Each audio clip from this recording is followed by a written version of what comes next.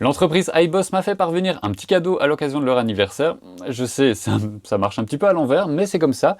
Et ce cadeau, c'est ceci. Ce sont des plaques d'impression Krios totalement personnalisées, donc avec mon logo. Et vous avez aussi ceci, la petite écriture avec la mention du nom de ma chaîne. J'en ai reçu deux. Donc celle-ci pour les imprimantes de chez Bambu Lab en 256 par 256 et celle-ci pour la Snapmaker U1 que vous connaissez déjà. Alors qu'est-ce qu'elles ont de particulier ces plaques? Ben déjà ce sont des plaques basse température, donc c'est similaire à ce que fait BQ avec les CryoGrip. Donc par exemple vous pouvez imprimer du PLA à 45 degrés dessus et vous pouvez imprimer du PETG à 55 degrés. Ça va tenir, il n'y aura aucun problème.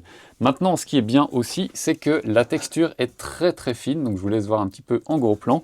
Contrairement à celle de chez BQ qui est beaucoup plus grossière ici.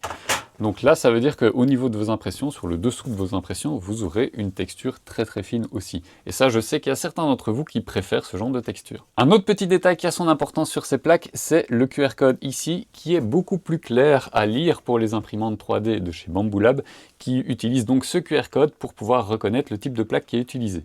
Et alors dernier point, c'est que ces plaques sont totalement réversibles. Donc vous avez ici l'encoche qui est pareil des deux côtés. Donc ça veut dire que si vous vous trompez de sens pour mettre la plaque, c'est pas un problème, ça fonctionnera quand même. Malgré tout, pour les Bambu Lab A1 et la Snapmaker, faites en sorte d'avoir l'encoche ici qui est à l'arrière de l'imprimante parce que sinon vous allez abîmer simplement cette partie-ci. Ce serait dommage quand même sur votre nouvelle plaque d'avoir une partie abîmée là où c'est pas prévu pour. Sinon en termes de tarifs, pour les Bambu Lab, vous êtes sur 27 € et pour la Snapmaker, c'est le même prix. Donc ça, c'est plutôt intéressant. Allez, dites-moi en commentaire si vous pourriez être intéressé par ce type de plaque.